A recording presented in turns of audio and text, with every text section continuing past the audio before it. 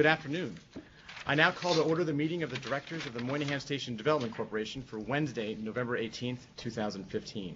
I'd like to note for the record that this meeting is being webcast, and I'd also like to note for the record that the directors have received the relevant written materials in advance of today's meeting and are free to ask questions at any time.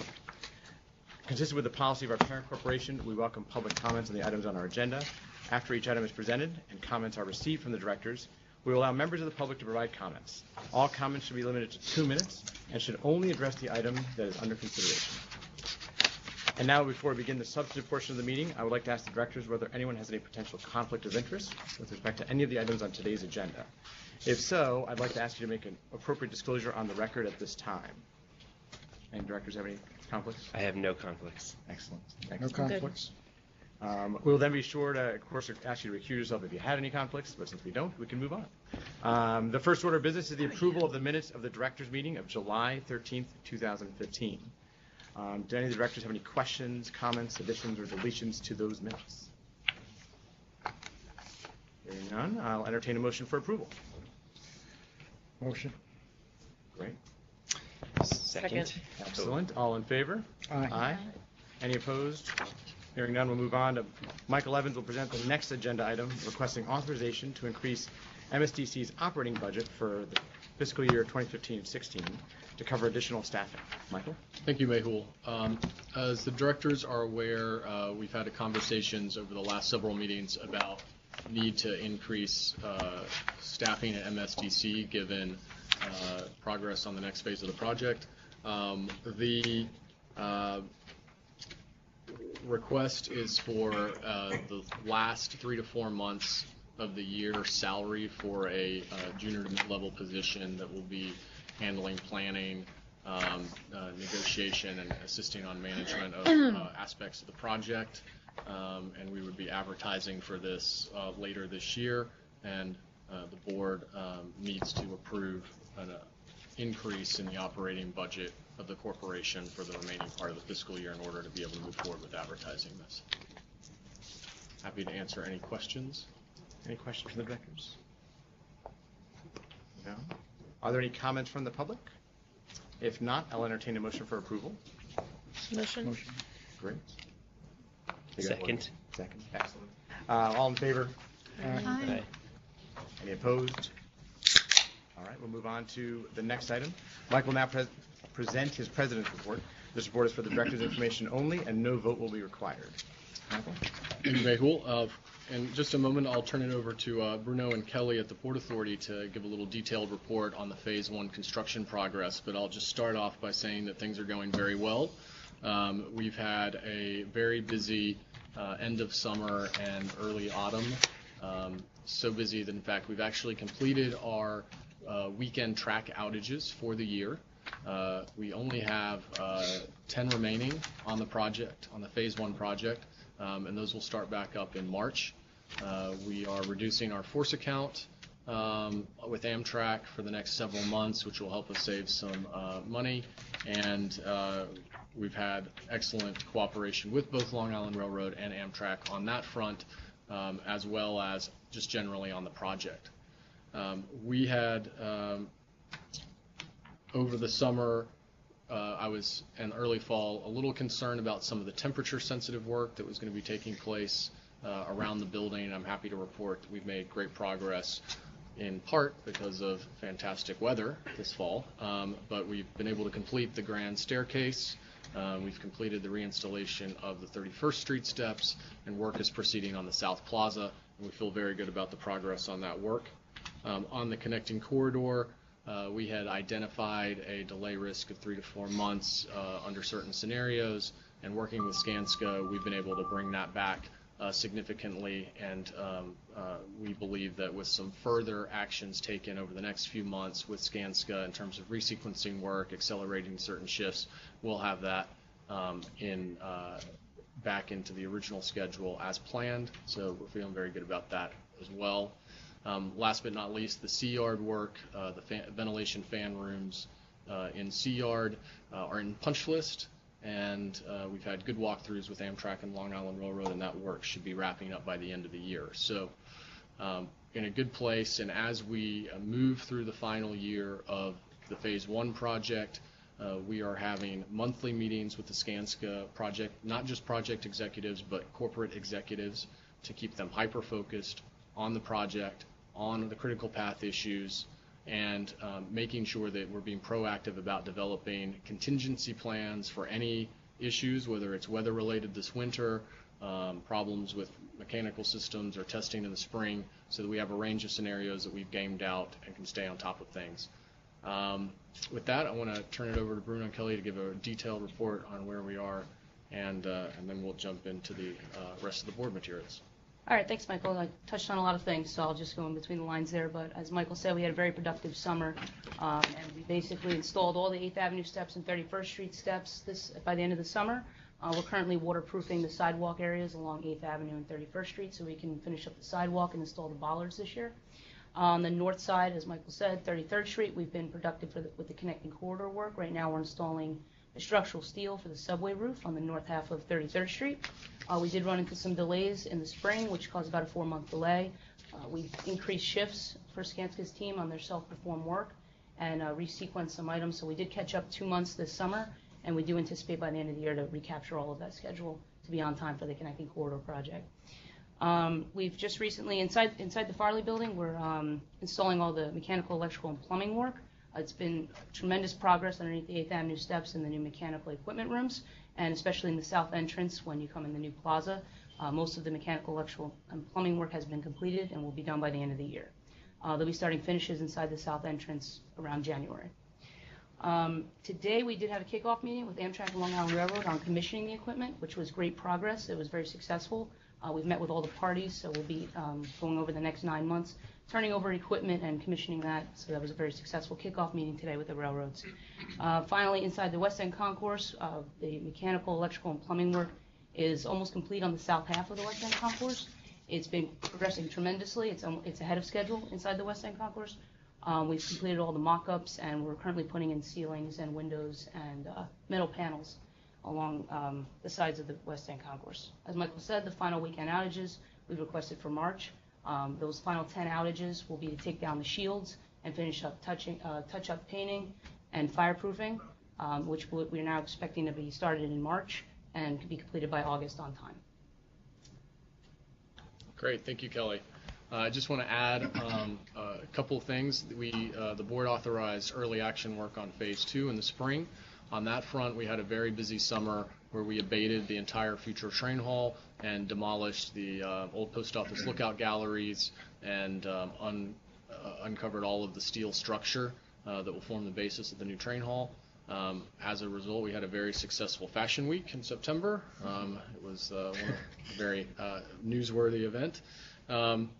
And in the course of the fall, we've now moved up onto the second story of the building where Amtrak's back of house is planned to go, and that abatement work has started and will progress throughout the autumn. And then in the spring, we'll move to the basement and begin abatement down there. We've also begun relocating electrical systems, utilities, other things that are in the way of the future Phase 2 work, and we've had a lot of progress on that front. So very pleased with that. Parallel to that, the design work on Phase 2 is progressing nicely.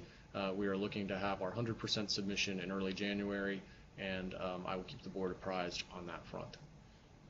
With that, I will turn back to you. Thank you. Michael, that's a very helpful update. Any questions or comments from the directors on that? You know, in the race to get to Phase 1, anything you identify as a possible hurdle that you just need to keep front and center? Yes, I would say there are a couple of things, and I'll mention these again briefly in a couple of the items that we're going to cover. You never know what's going to happen with the weather. We've seen Superstorm Sandy. We've had 2 brutal winters. We're hoping that El Nino is going to help us out so that we'll get through things with pretty warm weather this year, hopefully.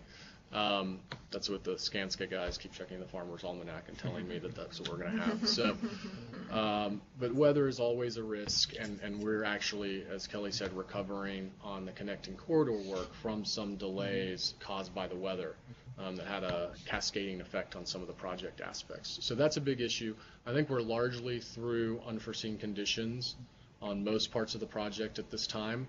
I think with the exception of finishing the integration of the new concourse with the existing structure in a couple of places. There's always a risk there. I think it's totally manageable within the contingency that the board has authorized on the Weston Concourse contract.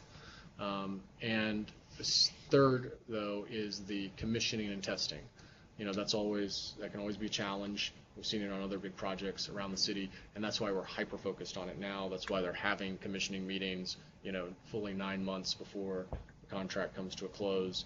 But that's, again, something we're really going to be watching, and I will certainly keep the board apprised of our conversations with Long Island Railroad and Amtrak to make sure that the relationship with the railroads on that process is smooth. It has been great so far, but it's something that we're keeping an eye on. That's great. Any other questions from the directors? Are there any comments from the public? If not, then I'll ask Michael to continue with the next agenda item, requesting authorization for MSDC to amend the letter agreement with Con Edison. Yes. Thank you, Mehul. And Gerard, this gets right to your point about areas of risk. We had a very severe winter last year. Less impact, did have an impact on some of our work that we were able to recover on our own work, but there was a cascading effect because there was a delay to Con Ed's ability to accomplish some of the work that needed to happen that was critical path. So that resulted in some delay to the project. We also, and so I think we're now looking for the addition of contingency to the letter agreement that we have with Con Edison, not because of that delay, that was work that was already planned, but because we are heading into another winter, and also because we have had unforeseen conditions in 33rd Street, specifically pertaining to Con Ed performed work around a gas main, and also because the early action work that we planned on doing, some of that involves utility relocations, new vaults, switchover of service that we planned on, but we didn't make that adjustment last spring to the letter agreement. And now that we have cost estimates from Con Ed and a schedule for that work, we'll do that now. So the original authorization for this work, for the phase 1 work for Con Ed performed work, was $368,000 thereabouts. We are looking to increase that to a new aggregate contract of $880,000, so it's about $500,000 worth of work. Again, focusing on this gas main work, and then early action in 33rd Street, and then early action work in the building in relation to early action phase 2 work. Great. Any questions from the directors on this item? Michael, I just had one question. So some of this cost is really a phase 2 cost, if you will. That's a good point. Yes, a portion of this will be picked up from the early action phase 2 funding, and then another portion is coming from management reserve funds for phase 1 that we budgeted for. Terrific. Great. Any comment from the public? If not, I'll entertain a motion for approval. Motion to approve. Can I hear a second? Second. Great. All in favor? Aye. Any opposed? All right, then, Michael, please present the next agenda item, requesting authorization to amend the construction contract with Skanska Civil. Yes, this is also, again, related to the topic that we were just on the Con Ed work. Some of the shift acceleration that we've talked about over the last couple of months on the connecting corridor work, and also, frankly, being prudent about the coming winter, I'm requesting that we increase the authorized contingency on the connecting corridor from 10% to 15%.